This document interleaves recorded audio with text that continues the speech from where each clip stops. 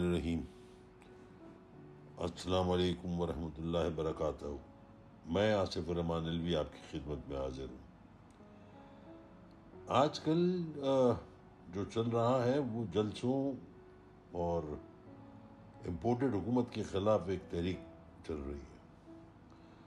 دوستوں، کے پی کی پشاور کا جلسہ جھڑجھوڑنے کے لیے کافی تھا۔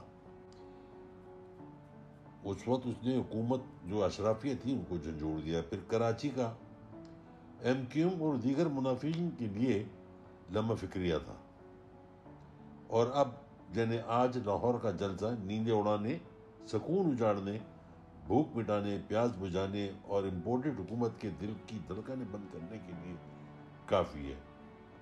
پاؤں سے زمین کھسکتی جا رہی ہے، آگے کھائی پیچھے کنواں، اور سر پر عمران خان کھڑا ہے۔ جائیں تو جائیں کہاں؟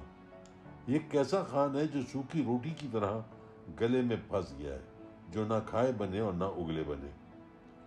سوچا تھا کیا اور کیا ہو گیا؟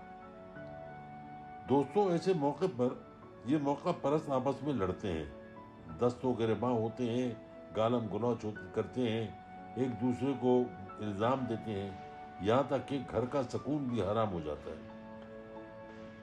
بیوی زہر اور بچے عذاب لگنے لگتے ہیں۔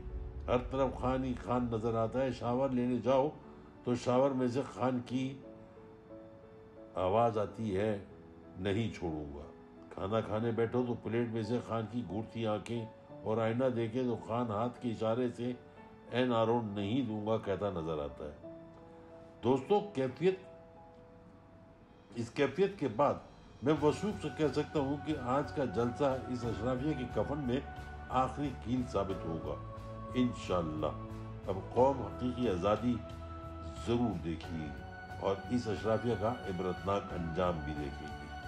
پاکستان زندہ باد، پاک فوج زندہ باد، کل، آج اور کل بھی وزیر اعظم عمران خان زندہ باد، امپورٹڈ حکومت نامنظور۔